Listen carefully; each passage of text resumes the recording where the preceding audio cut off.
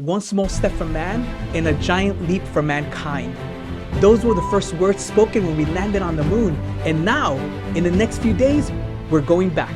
You're not going to want to miss this as we talk about from creation to creator. It's one small step for man, one giant leap for mankind. 10:41. Welcome to the series called From Creation to Creator. And the reason I'm bringing this is because we're going back to the moon. Cook hung it on her bedroom wall growing up. We're now back in a world where we travel to the moon. And I think that the pictures we send back will be the new norm for anyone who wants to put them on their walls in their bed. In this, NASA's second lunar era, Artemis II, Heard that? That is amazing news. I found out when I went to Cape Canaveral recently with the family, Kennedy Space Center. It's just amazing there to see everything that we're able to do as humankind. But even more mesmerizing, honestly, is the size of the universe, the things that are out there. We just can't even contain them. And that's what we're going to be talking about here. But before we keep going, I want to welcome everyone.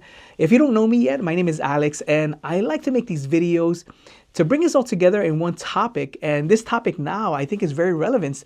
Now that we're going back to the moon, I haven't heard too much news about it. And honestly, before I went, I didn't even know about it. So I know that this topic is going to be of use to people. Some people love these topics. I actually love these topics. So it gives me an excuse to talk about it. And also, by the way, if you do like these videos, make sure you leave a like, make sure you subscribe, make sure you follow.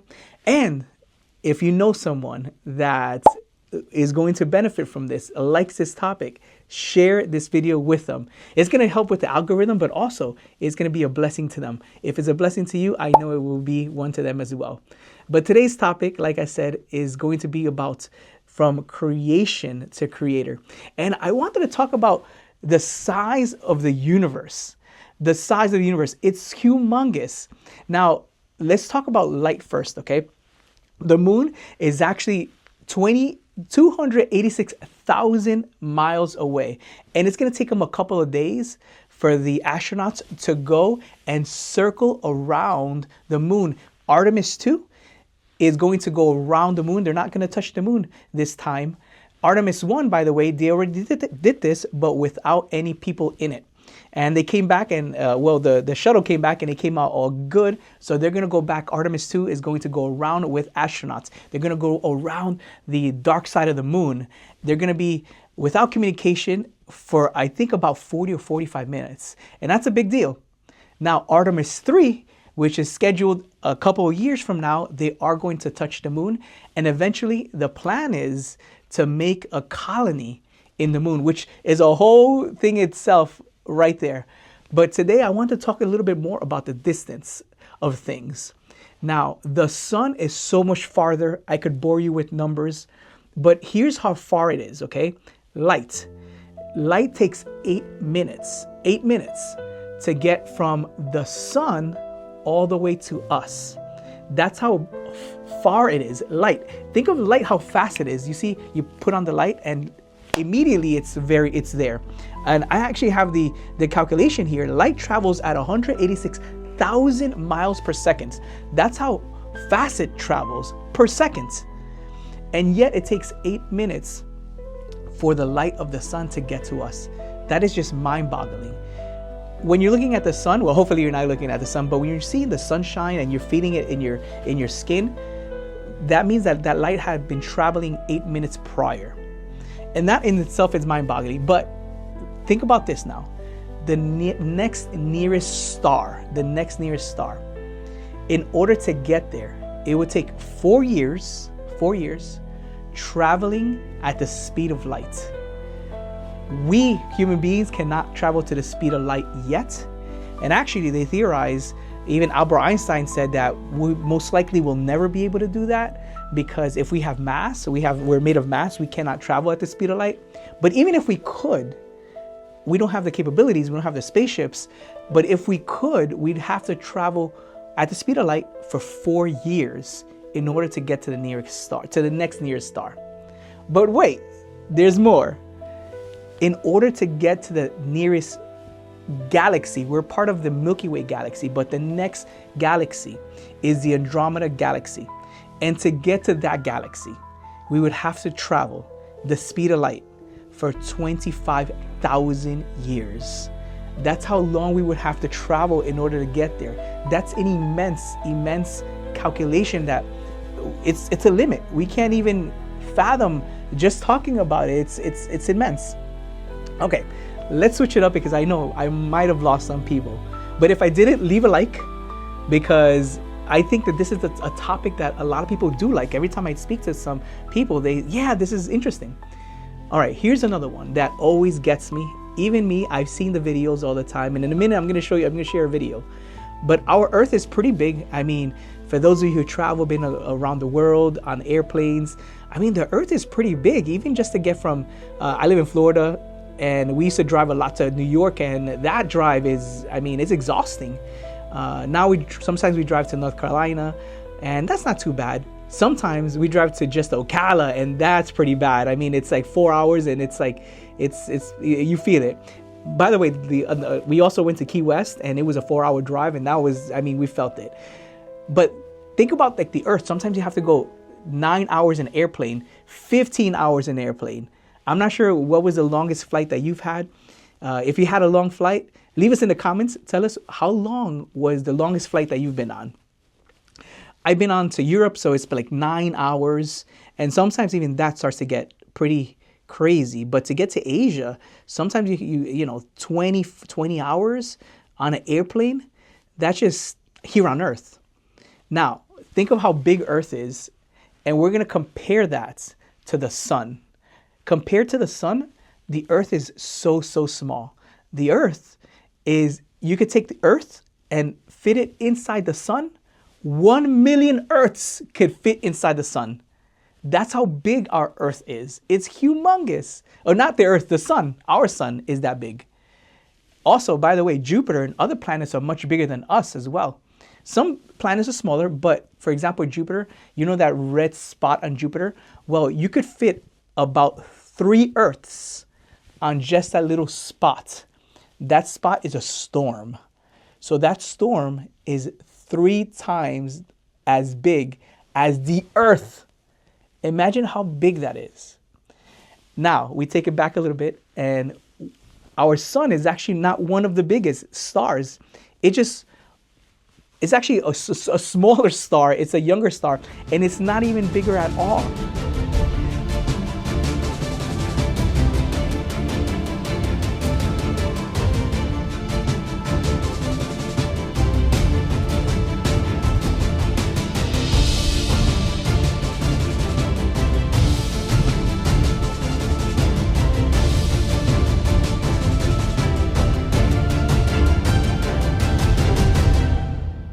Those stars are humongous, so much bigger than our sun. And then if you keep going bigger and bigger, it just, the comparison is just awestruck at how much these are. I've also heard this comparison about the amount of stars that are in our universe. Scientists even say that if you take all the grains of sand in our Earth, all the grains of sand, like you take all the little grains of sand, there are actually more stars than there are grains of sand on the Earth. That is, again, I can't even conceive that. Because if you go to a beach, one beach, I mean, how much sand is there? If you keep digging and digging and digging, there's so much sand there. And that's just one beach.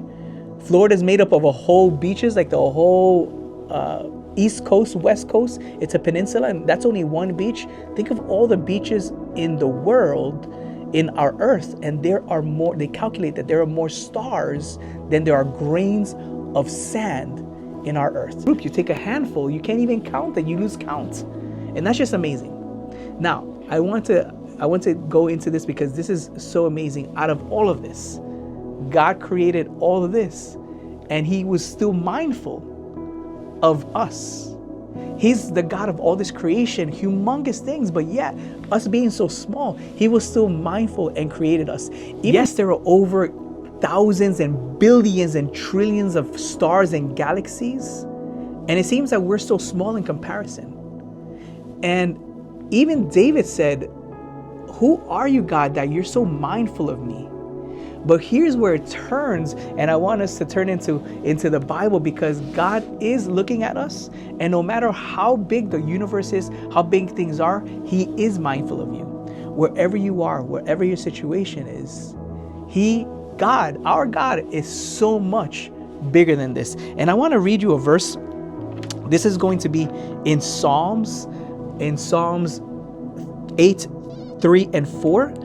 And it says, when I consider thy heavens, thy work of thy fingers, of the moon and the stars, which you have made, what is man that you are mindful of him, and a son that you have visited him?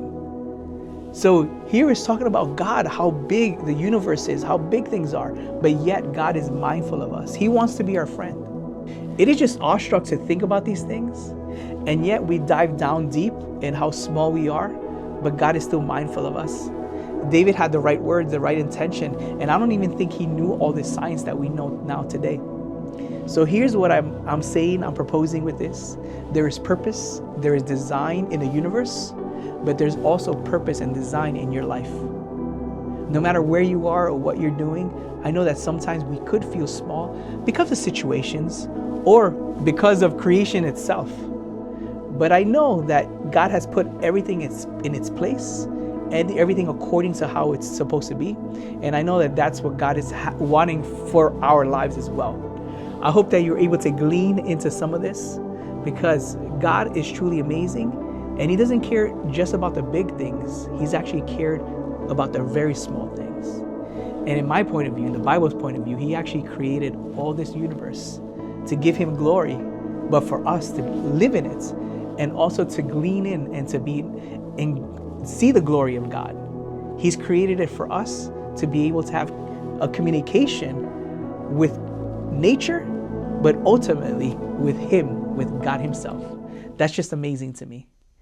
Next time, we're going to be talking about the constellations and how God has created time and a clock in the heavens for us. He created the sun, the moon, for us to tell time. God is outside of time, but He created all that for us to be able to reach out and to use. You won't want to miss next time when we talk about that. To wrap us up for today, I'm going to leave you with another Bible verse in Romans 1:20, where it says, since the creation of the world, His invisible attributes are clearly seen, being understood by the things that are made. What this is saying is that even though we cannot see God, creation is saying that there is a God, there is a creator. Going back to our lives, God has made us with purpose, with exact place and time for us to be. He's working on us. Even through the big things and the small things, He's there. I'll leave you with this thoughts for you to come back and say, I want to know more about this universe. I want to know more about creation, but ultimately, really, I want to know more about our Creator. Thanks for being with us. I hope that you're with us next time. There's going to be so much more when we talk about the stars and how God placed each one in its exact place. Thanks for being with us, and join us next time as we continue from the creation to Creator.